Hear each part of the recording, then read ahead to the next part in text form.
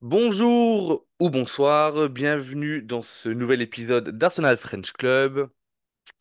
Aujourd'hui, on profite d'une actualité mercato plutôt calme et d'une période encore de vacances puisque le championnat n'a toujours pas repris pour vous présenter un nouveau membre de l'association, Jonathan, rédacteur de l'ASSO, qui a déjà participé à quelques podcasts avec moi et avec l'ASSO, notamment les derniers sur les Flash Mercato.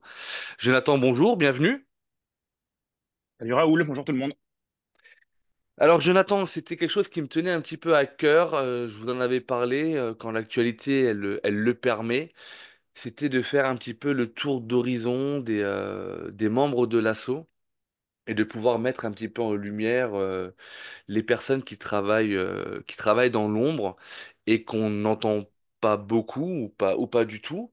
On avait fait Lucas avec la nouvelle charte graphique, on avait présenté Louis lors du podcast Mercato 1. Et puis aujourd'hui, c'est toi qui t'y colle. Je suis très content de le faire avec toi. J'espère que ça te plaira autant qu'à moi. Et puis, je te propose de rentrer directement dans le vif du sujet. Alors, on sait que tu t'appelles Jonathan. On ne sait pas beaucoup plus de choses sur toi. Est-ce que tu peux te présenter brièvement? Absolument. Alors, Jonathan, j'ai 40 ans. Je suis installé en Malaisie, à Kuala Lumpur, depuis un petit peu moins d'un mois. Ma compagne et moi travaillons dans l'hôtellerie de luxe et elle a été promue et transférée il y a quelques mois de ça. Donc, on l'a rejoint avec mon fils il y a 3 semaines. On est ravis. Nous, on s'est rencontrés à l'étranger. C'est vraiment le voyage, c'est vraiment quelque chose qui fait partie intégrante de notre vie. Donc, quand notre enfant est né, on est rentré en France pour des raisons pratiques, pour profiter du support qu'on pouvait avoir sur place. Et là, il était l'heure de refaire les valises. Donc voilà. Arrivé fraîchement en Asie depuis mi-juillet. L'installation se passe bien. L'installation se passe très bien, c'est super. Une nouvelle ville, il y a beaucoup de choses à découvrir, une culture complètement différentes. Alors, j'avais fait déjà pas mal de continents, hein, que ce soit l'Afrique, l'Amérique, l'Australie, mais c'est vrai que l'Asie, je n'avais pas encore fait, donc c'est vraiment génial. Il y a une communauté en plus de Gunners, de supporters, je crois, en Malaisie, il me semble, non? Il y a une asso Alors, officielle, non? je suis sûr, j'ai pas encore commencé trop à creuser, mais bon, c'est vrai que c'est quand même un marché, l'Asie, où ça marche bien, en tout cas. Où ça marche bien. Ouais. Alors, je le disais en introduction, tu es l'un des rédacteurs de l'ASSO sur le site. Euh, et tout dernièrement, tu as posté un article super intéressant. En tout cas, moi, j'ai trouvé vraiment super intéressant sur Monsieur Dane. Et je te propose peut-être de partir de cet article-là pour nous expliquer ta façon de travailler pour rédiger un article. Parce qu'en plus, c'est des articles qui sont, pardon, qui sont assez conséquents. On n'est pas sur trois paragraphes et puis voilà, à la lecture, on voit qu'il y a eu un vrai travail de recherche. Est-ce que tu peux nous expliquer un petit peu comment dirais-je, comment tu procèdes déjà, qui définit le sujet? Est-ce que c'est toi qui es libre du sujet? Est-ce que c'était une demande de la rédaction? Et puis, combien de temps t'as mis à l'écrire? Comment tu procèdes? Tu peux nous expliquer un petit peu? Bien sûr. Je pense qu'on va juste un petit peu remonter dans le temps par rapport à ça. Moi, j'ai rejoint l'association en février 2022. Euh, j'ai toujours été passionné de sport, de journalisme sportif. J'adore lire. C'est quelque chose vraiment qui me branche vraiment. Et plus le temps passe, plus moi, en tant que fan d'Arsenal, je cherche du content pour nourrir un petit peu ma curiosité.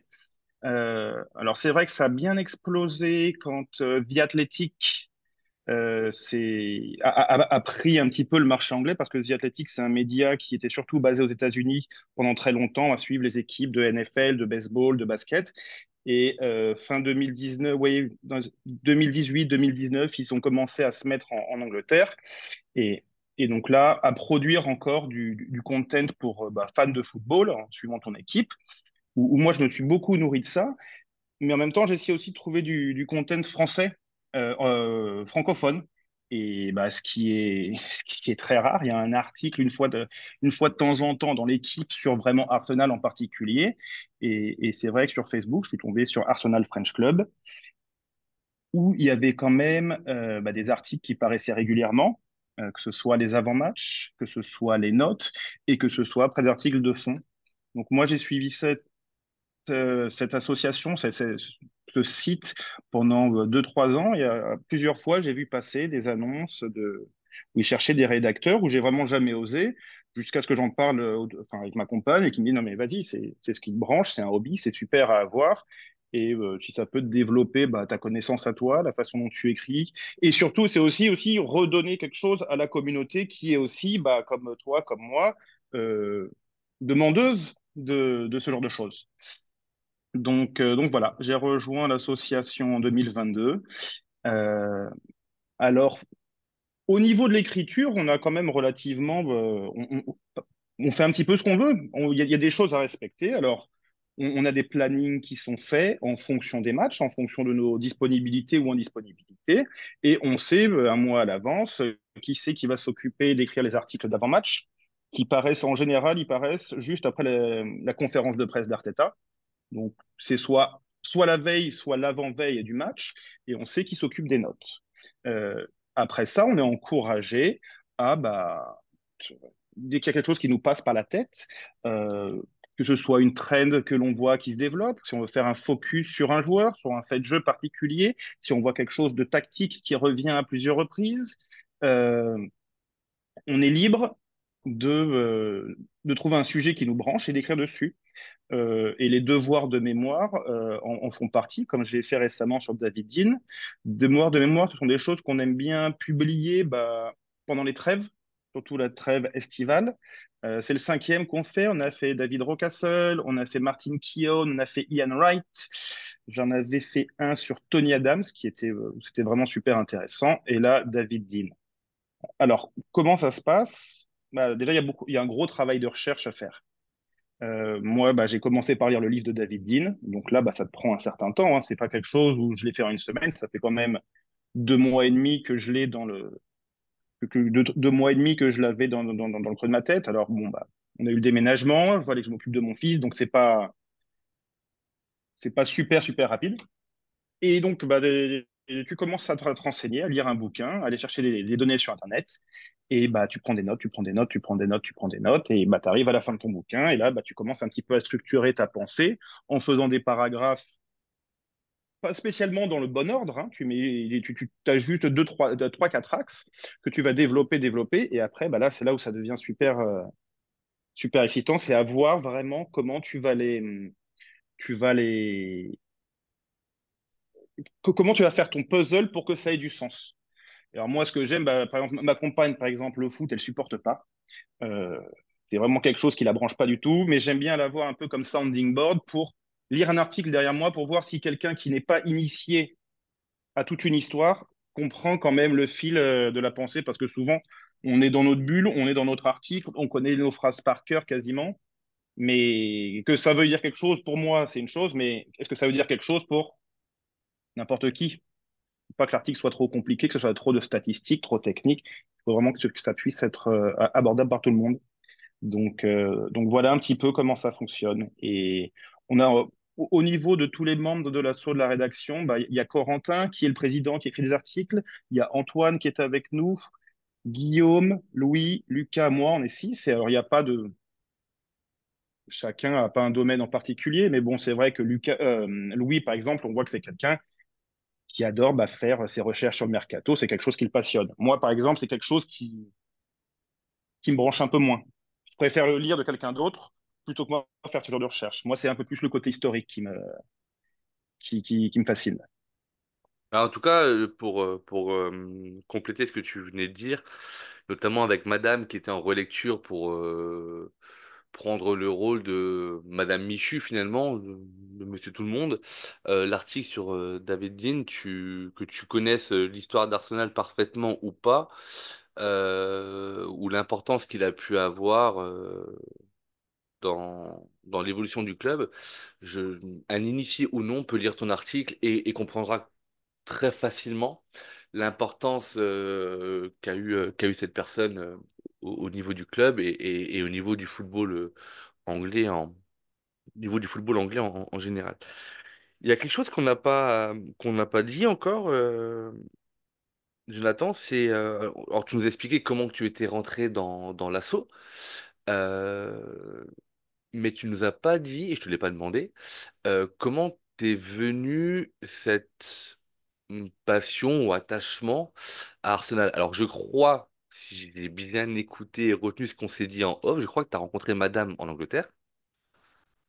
Alors non. Euh, Alors, ah, j'ai pas bien on s'est écouté. rencontré, on s'est rencontrés aux Seychelles. On travaillait ensemble aux Seychelles. Ah, là où la vie est belle. C'est ça. Arsenal, pour moi, ça remonte à fin des années 90, début des années 2000. Euh, et en fait, il y a plusieurs raisons derrière ça.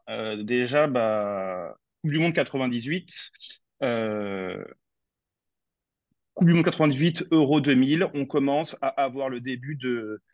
Bah, ça coïncide avec une belle ère Wenger à Arsenal, et c'est là où Arsenal est un des gros pourvoyeurs de joueurs de l'équipe de France. Mhm.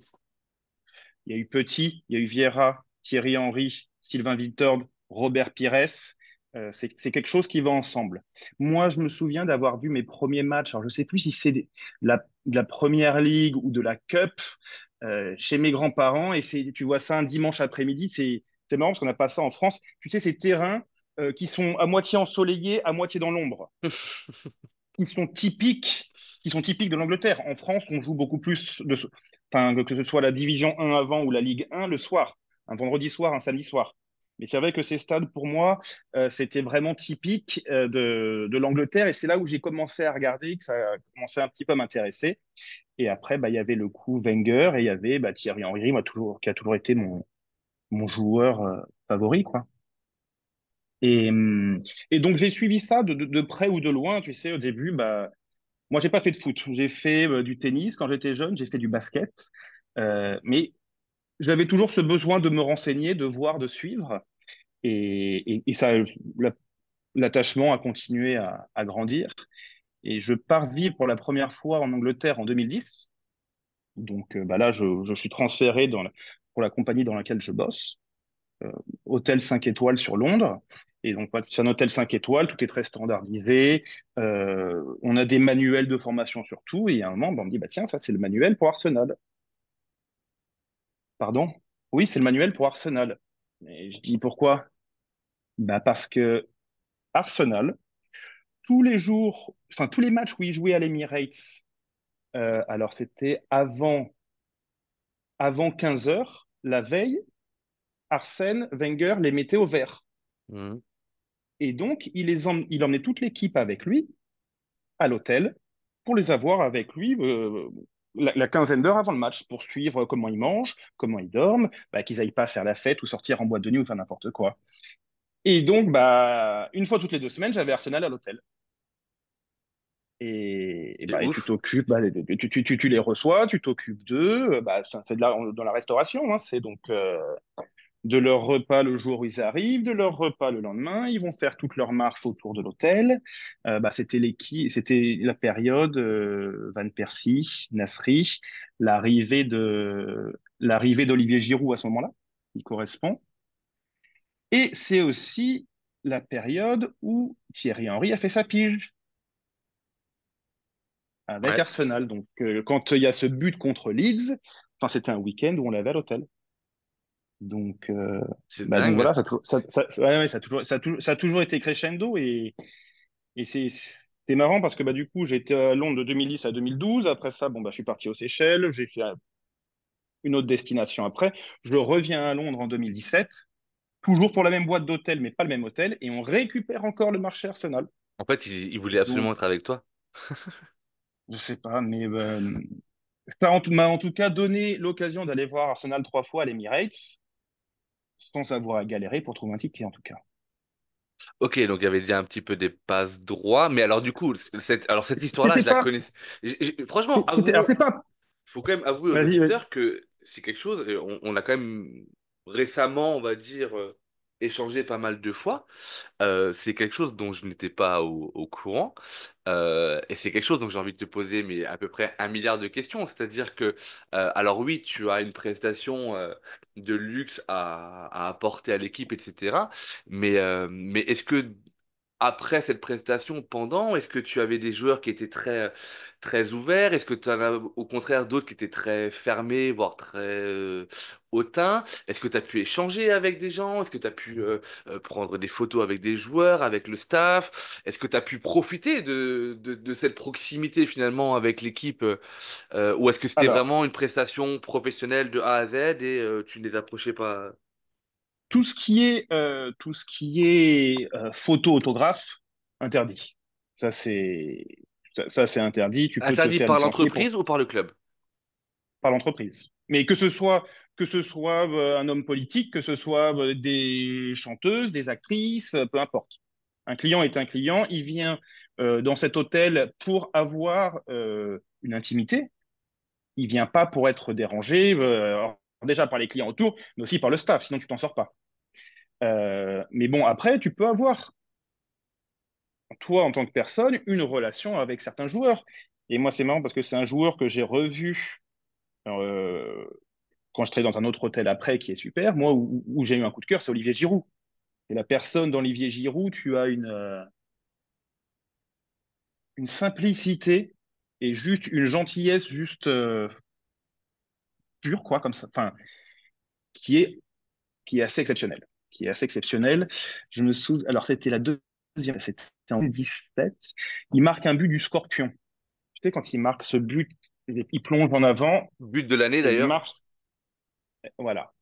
Et donc, on lui avait mis une aménité en chambre, en gros, pour le féliciter pour ce but. Alors, je sais plus ce que c'était, si c'était une petite sculpture en chocolat avec sa position ou quelque chose comme ça, bref. Et il débarque après dans le ballroom pour le dîner et il vient me voir.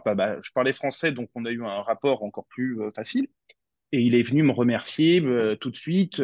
C'est vous qui avez fait ça, qui c'est qui a organisé, je veux vous remercier. Et il y a 80% des Ouais. joueurs, ça leur serait passé au-dessus. Et lui, je l'ai revu après dans d'autres endroits où j'ai travaillé, et ça a toujours été quelqu'un de génial. Est-ce qu'il te reconnaissait au moins? On sait, alors, la dernière fois qu'on s'est vu dans le dernier hôtel où je travaillais, oui. Mais bon, après, moi, c'est quelqu'un que j'ai côtoyé dans 3 hôtels différents. Mais bon, on voit tellement de gens passer, tu sais, mais après, on a eu un contact encore un peu plus proche.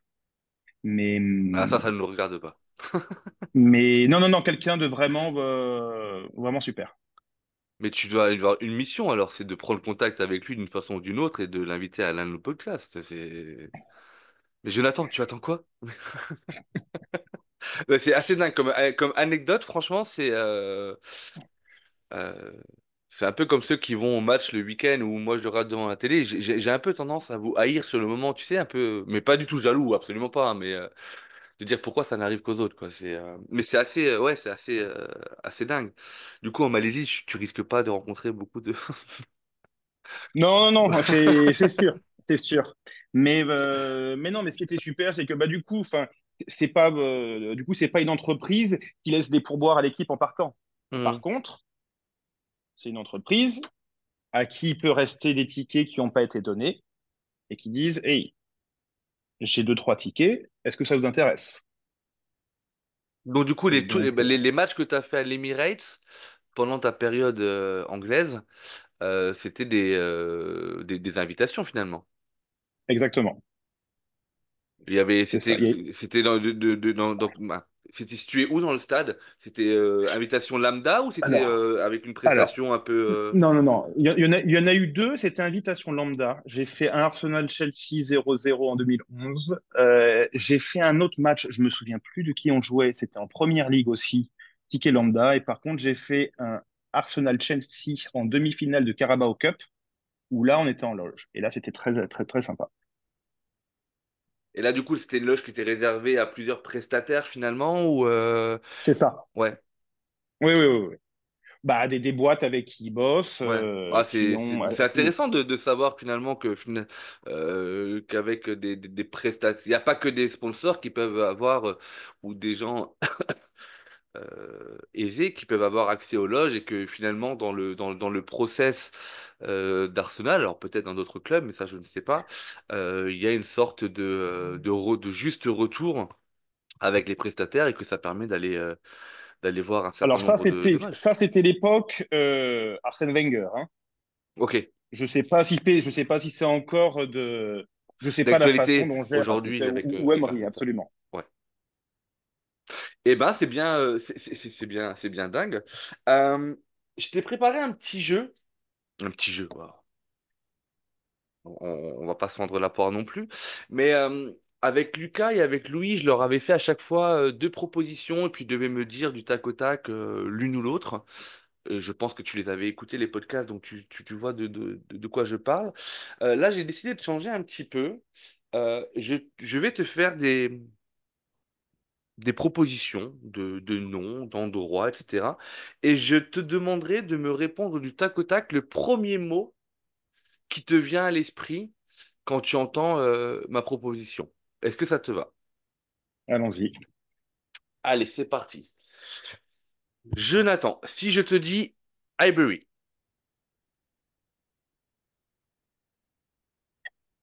Highbury Marble Halls. Cette devanture magnifique des vestiaires, ouais. qui est maintenant qui fait encore partie de la vie du club Qui est parce qu'elle l'entrée est. finalement, ouais, ouais. Mais elle est. Enfin, tu sais, ils ont refait toute la décoration autour de l'Emirates il y a un an et demi. Et une des fresques, c'est justement ça. Ouais. Bah ça reste un monument quand tu vas dans la rue, ça reste un monument quoi. Avec les vieilles fenêtres encore des vestiaires ou moi j'en ai déjà C'est parlé ça. plusieurs fois dans différents podcasts. Si je te dis Wenger, Le boss. si je te dis l'Emirates,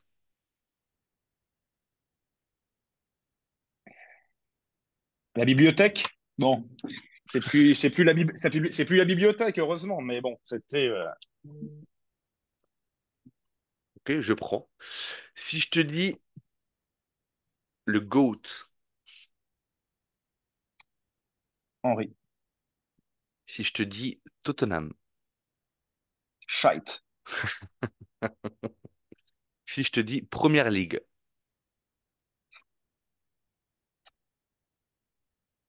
Cette année? si je te dis Ligue des Champions, Déception, 2006. si je te dis Ødegaard, Enfin, un capitaine qui représente avec les bonnes valeurs. ça me va. Merci d'avoir joué le jeu, Jonathan, c'était cool. Euh, On va parler un petit peu. Alors, on a fait très récemment, on a fait des flashs mercato avec la signature de Calafiori et le départ de Smith-Rowe.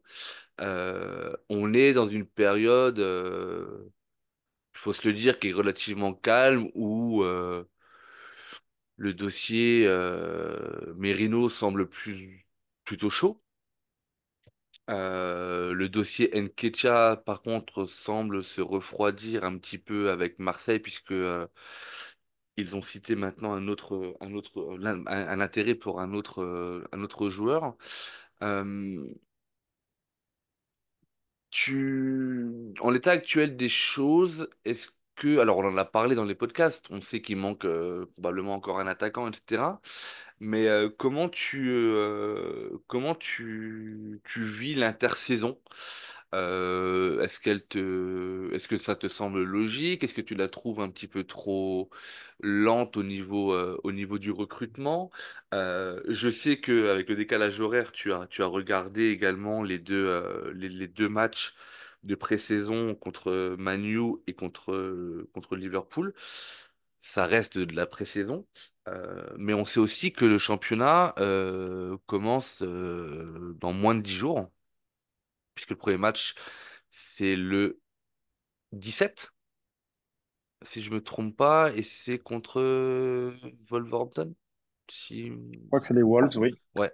Euh, Dis-moi comment tu sens comment tu vis cette pré-saison et comment tu sens la saison à venir, tant d'un point de vue Arsenal, mais aussi au niveau de la concurrence qui va, comme chaque année, j'ai l'impression, être de plus en plus féroce.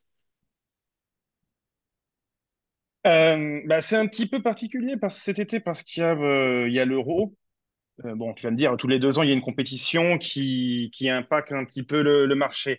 Mais je pense que, bon, moi déjà, je suis quelqu'un qui suis quand même, qui suis d'un naturel bienveillant. Et, euh, et quand Arsenal embauche Arteta en décembre 2019, je suis quand même un petit peu rassuré. C'est un capitaine, c'est un ancien capitaine. Il a été sous Wenger. Pour moi, il y avait quand même pas mal de choses qui cochaient. Alors après, oui, il n'a pas l'expérience, il n'a pas l'expérience, il n'a pas l'expérience. Très bien, il n'a pas l'expérience. Dans mon job, c'est quelque chose qu'on entend souvent aussi. Ok. Et il faut des fois savoir laisser une chance aux plus jeunes, parce que si à chaque fois on répète qu'on n'a pas l'expérience, on n'avance pas. Euh, qu'on voit maintenant, après quasiment 5 ans à la tête du club, c'est que la structure du club est très, très costaud. Est très, très costaud. Que ce soit au niveau des propriétaires, qui depuis 2018 sont propriétaires du club à 100%, parce qu'on peut dire ce qu'on veut, mais avant, il y avait tellement de parties qui étaient imbriquées que c'était un petit peu compliqué à gérer. Là, au niveau des propriétaires, c'est quand même très, très solide. Et ils n'ont pas que Arsenal comme club, et ils ont du succès après dans leurs autres entités. Au niveau de la direction du club, que ce soit Richard Garlick et d'où ce genre de choses, c'est aussi très costaud. Donc, moi, ma vision par rapport au club et à l'équipe de management, j'ai quand même bien confiance en leurs aptitudes, leur expérience et leur jugement. Et je trouve qu'ils font un super boulot. Alors, il y a eu des écarts, hein. Il y a eu des Cédric Soares, il y a eu des Willian, il y a eu des choses comme ça. Mais bon, la situation, il y a 3, 4 ans, n'était pas la même que ce qu'elle est aujourd'hui. Là, c'est vrai que c'est assez lent.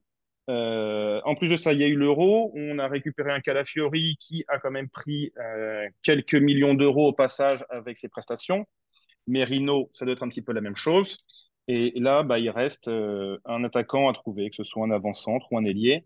On sait le prix que ça coûte. On sait que c'est très, très délicat. Euh, Arsenal n'est pas contre sortir le chéquier, mais bon, pas tout le temps. Il faut le faire à bon escient. Donc à voir. C'est vrai que pour cette position d'attaquant, ça va être très compliqué. Est-ce que c'est un avant-centre pour concurrencer Havertz? Est-ce que c'est un ailier qui va pouvoir supporter Saka, jouer des matchs de Carabao Cup à sa place ou rentrer en fin de rencontre, on ne sait pas. À voir. Alors tu... Après, pardon. Non, vas-y, termine, vas-y. Après, au niveau de la saison prochaine d'Arsenal, euh, bah, voilà. En décembre, ça fera 5 ans qu'Arteta est aux commandes. On a fini deuxième 2 années d'affilée. Maintenant, pour la progression, il y a la marge de progression, il n'y en a pas 36, hein. Il n'y en a qu'une. Donc maintenant, il faut que cette année, on aille chercher le titre.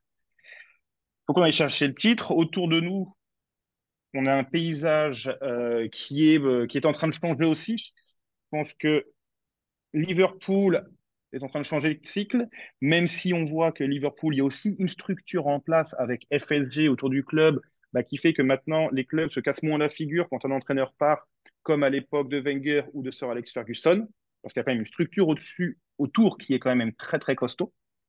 Donc Liverpool, petit changement de cycle, City à voir, ce qu'ils vont gagner une cinquième première ligue d'affilée, bah, faut pas monter sans eux de toute façon. Mm. Mais bon, ce serait quand même un petit peu gros. Et après, bah, pour moi, il y a Manchester United aussi. Je pense pour se méfier parce qu'avec Ineos à la tête, Ineos, c'est prouvé, hein. Faut regarder toutes les équipes dont ils sont propriétaires. Les résultats sont là avec eux. Ils savent comment ça marche.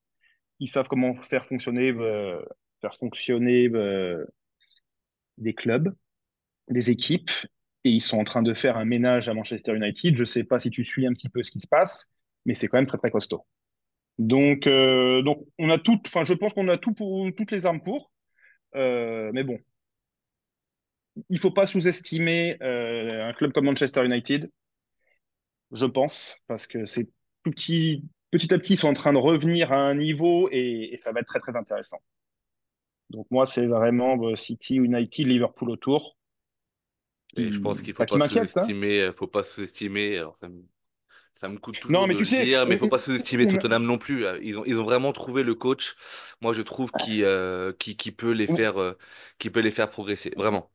ah, ben ça, on en a parlé tous les deux Ouais, récemment. On s'est dit, oui, bah, le seul truc qu'on aime à Tottenham, c'est leur coach, ouais.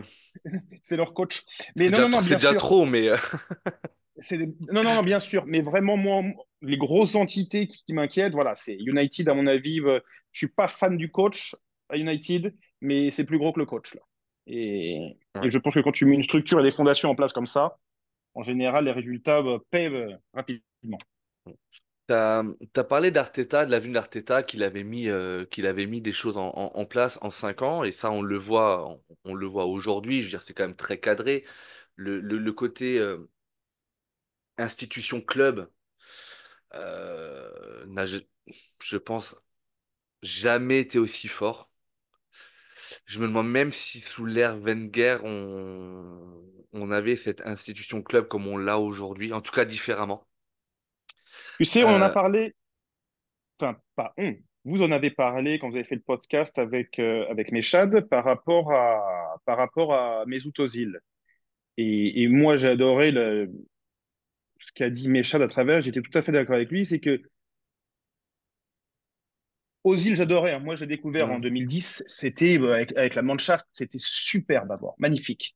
Mais il y a un club, il y a des règles, il y a des choses à respecter. Et quand Arteta est arrivé à Arsenal, il a dit il y a trois trucs à respecter: commitment, implication, passion et le respect.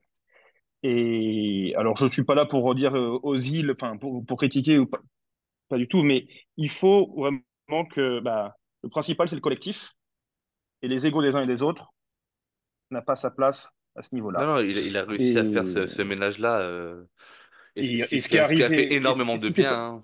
C'est ce qui et s'est ce qui passé s'est avec passé, Oba. et ça c'est triste, hein. Hmm. Oba, c'est quand on voyait le niveau du joueur, c'était, Ouais, je suis d'accord, mais il fallait le faire. Et enfin, moi, je suis de ceux très vieille école qui dit que il ne doit pas y avoir un joueur au-dessus d'une institution et que quand il faut faire le ménage, il faut le faire. Alors après, du coup, il a réussi à le faire tout en mettant en place, j'allais dire, une rotation d'effectifs qui lui a permis de continuer à avancer. Mais en tout cas, c'est ce qu'il a fait là, pour le coup, c'était super intéressant. Très rapidement, Jonathan, il y a deux sujets qui me viennent comme ça en tête, mais j'aimerais juste avoir ton avis très personnel, mais très court, du coup, dans ta réponse, si tu peux. Tu as parlé de la direction, de la famille Kroenke. Moi, j'ai quand même souvenir qu'il y a à peine 3 ans, pardon, à peine 3 ans, il y avait Daniel Ek, pour ne pas le citer, Spotify. le PDG de Spotify, qui avait moins de 40 ans à l'époque, qui avait fait une offre de rachat à hauteur de plus de 2 milliards d'euros et qui avait été soutenu par des légendes du club, notamment Thierry Henry. Euh, que, Très rapidement, tu l'avais et c'était pas du vent. Sur le moment, tu trouvais ça quelque chose de bien ou tu t'es toujours dit que la famille Kroenke ferait l'affaire? Non, non, non, tu sais, enfin, par rapport à ce que je fais pour Arsenal, enfin pour Arsenal French Club, je fais beaucoup de recherches et donc mon savoir augmente au fur et à mesure des recherches. Euh, Moi, le coup de la Super League, j'ai pas compris. J'ai pas compris comment des propriétaires ne pouvaient être tellement pas au fait de ce qui se passe dans la culture footballistique anglaise pour pouvoir tenter un truc comme ça. Alors, cronky out, pas cronky out, pas la question. Mais quand tu te dis que tu as les propriétaires d'Arsenal, surtout au moment où sportivement on était, d'avoir le culot de vouloir faire un truc comme ça, c'est que déjà, tu te vois plus beau que tu ne l'es. Et en plus de ça, mais tous les fans vont être complètement révoltés. C'est ce qui s'est passé. Ouais. Après, moi, le fait qu'il soit soutenu par des légendes, notamment par Thierry Henry, moi, à ce moment, je me suis posé la question. En plus, c'était vraiment une période où la famille Kroenke, elle n'était pas super appréciée. Je crois que c'était même à l'époque où ils voulaient faire la Super League, non? Il y avait pas une histoire. C'était à peu près en même temps, hein. Non, non, c'est par rapport à ça que je rebondis. C'est par rapport à cette histoire de Super League et qui correspond avec les Cranky Out 2021. C'est ça, Donc, ouais, on ouais. est au printemps 2021 et où tout ça se passe. Où tout ça se passe. Alors, Daniel Eck, je ne sais pas quelle expertise il a dans la gestion d'entreprise, Mm. comme le sont Arsenal, Liverpool, Manchester United. Ce que je sais, c'est que les Cronky, ils s'y connaissent. Ouais. Et dernière petite question. Alors maintenant avec le recul, c'est facile à dire. Tu l'as dit, Arteta a signé au club en décembre 2019 en remplacement de Unai Emery, Emery. qui n'avait pas les résultats. Il fait une deuxième partie de saison 2019 plutôt sympa. Et début de saison 2020, enfin un début de saison catastrophique. On est dernier pendant 4 ou 5 journées, je crois. Et on entendait toujours Trust the process. Est-ce que malgré le mauvais départ cette année-là, c'était bien, il me semble que c'était en 2020, 2020 ou 2021, je sais plus maintenant. Mais il y avait Alors, il y a eu il y il y a a eu un début de 2020, saison, il y a eu un début de saison qui était vraiment catastrophique, quoi. il y a eu deux débuts de saison catastrophiques. Il y a eu 2020-2021, et encore, c'est un peu plus loin dans l'automne où Arteta est pas bon. Et après, il y a 2020-2021 où là, on perd trois matchs d'affilée, Brentford, City, Chelsea. Mais je crois que enfin, tu veux parler de la première. Ouais, la première, ouais. Euh, En gros, est-ce que tu étais encore de dire oui, ça sera l'homme de la situation, ou est-ce que tu disais ouais, il est peut-être, c'était peut-être un. pour moi, alors, c'est toujours facile de dire ça quand ça s'est bien passé. Moi, j'ai toujours pensé, comme Chelsea, dont je suis pas spécialement fan, qui fasse partir Pochettino il y a Hmm, quelques semaines, j'ai pas compris. hmm. Comment, enfin, combien de temps les gens pensent que ça prend de tourner un club à 180 degrés?